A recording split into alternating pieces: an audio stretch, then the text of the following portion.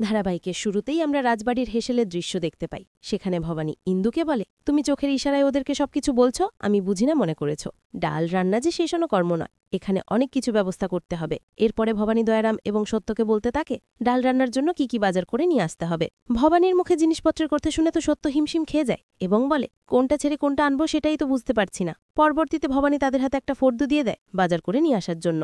এরপরে ইন্দু ভবানীকে বলে, বাজার সজাই না হয় হলো, কিন্তু সেই তরি তরকারি কে আপনি একাই বসে বসে কাটবেন এই অবস্থায়। এই কথা শুনে ভবানী শাশুড়ি বলে, ইন্দু বউ একদম ঠিক বলেছে, তোমার এই অবস্থায় এত কাজ করা উচিত হবে না। ভবানী বলে, আপনি চিন্তা করবেন না মা, সবজি কাটার জন্য আলাদা লোক আসবে। ভবানী শাশুড়ি বলে, কে আসবে? ভবানী বলে, সেটা সময় হলেই দেখতে পাবেন। পরে সিনে আমরা বিষ্ণুরামকে দেখতে পাই। সে ব্রাহ্মণদের কাছে গিয়েছিল নিমন্ত্রণের কথা বলতে, কিন্তু সেখানে গিয়ে ভবানীর চরিত্র নিয়ে কথা তোলে এবং ব্রাহ্মণ সমাজের লোকজনদের বলতে থাকে ভবানীর গর্ভের সন্তান রামকান্তের নয়। রামকান্ত মারা যাওয়ার আগে বেশ কয়েকবার সে কারাগারে বন্দী ছিল, এমনকি মুর্শিদাবাদেও ছিল। এছাড়াও ভবানী নিজে মুর্শিদাবাদে বেশ কয়েকদিন কাটিয়ে এসেছে। এবার আপনারাই বিচক্ষণ করুন। এই কথা শোনার পরে ব্রাহ্মণরা খেপে যায় এবং তারা সিদ্ধান্ত নেয় কিছুতেই ভবানীকে রাজরানী হিসাবে সিংহাসনে বসতে নেবে না, তাকে বনবাসে পাঠিয়ে ছাড়বে। পরে সিনে আমরা হেসেলের দৃশ্য দেখতে পাই আবারও। সেখানে ভবানী তার খুড়িমা এবং ঈশ্বরীকে টানতে টানতে নিয়ে আসে সবজি কাটার জন্য। খুড়িমা এবং ঈশ্বরী বলে, খুব খারাপ হয়ে যাচ্ছে, আমাদের ছেড়ে দাও, এর ফল কিন্তু তোমাকে ভোগ করতেই হবে। ভবানী বলে, সে পরে দেখা যাবে, এখন আপনারা সবজি কাটতে বসুন। খুড়োমশাই নিজে গেছে ব্রাহ্মণদের নিমন্ত্রণা করতে, আর আপনারা হাতে হাতে কাজ না করে কি করে থাকতে পারছেন। এরপরে ভবানী দুই মা মেয়েকে কাজে লাগিয়ে দেয়। ঈশ্বরী এবং তার মা অনেক কষ্টে একটা কুমড়ো কাটে। ঈশ্বরী তার মাকে বলতে থাকে, অনেক কষ্ট হচ্ছে, সহ্য করতে পারছি না। ঈশ্বরীর মা বলে, একটু সহ্য কর, তোর বাবা মশাই আসলে এই মেয়ের সব দিন শেষ হয়ে যাবে। পরে সিনে আমরা দেখতে পাই ভবানী রান্নাবান্না শেষ করে ঠাকুরের সামনে ভোগ নিবেদন করে। অন্যদিকে ঈশ্বরী ও জগত্তারিণীকে বলে, এই মেয়ে বড্ড বার বেড়েছে, খাটানিটা না খাটালো। জগত্তারিণী বলে, চিন্তা করিস না, ব্রাহ্মণরা আসলেই সব ঠিক হয়ে যাবে। এরপরে পুরোহিত ভবানীকে বলে, মাকে ভোগ নিবেদন শেষ হয়েছে, এখন তাকে একা ছেড়ে দিতে হবে। এরপর সেখানে সত্য আসার ভবানীকে বলে, প্রজারা এসেছে ভোগ খাওয়ার জন্য। ভবানী বলে, আগে ব্রাহ্মণ সেবা হবে, তারপর তাদের খেতে দেব। অন্যদিকে বিষ্ণুরাম ব্রাহ্মণদের আপ্যায়ন করতে থাকে এবং তাদেরকে বলতে থাকে ভবানী সদে কি করতে হবে সেটা তাদের মনে আছে কিনা।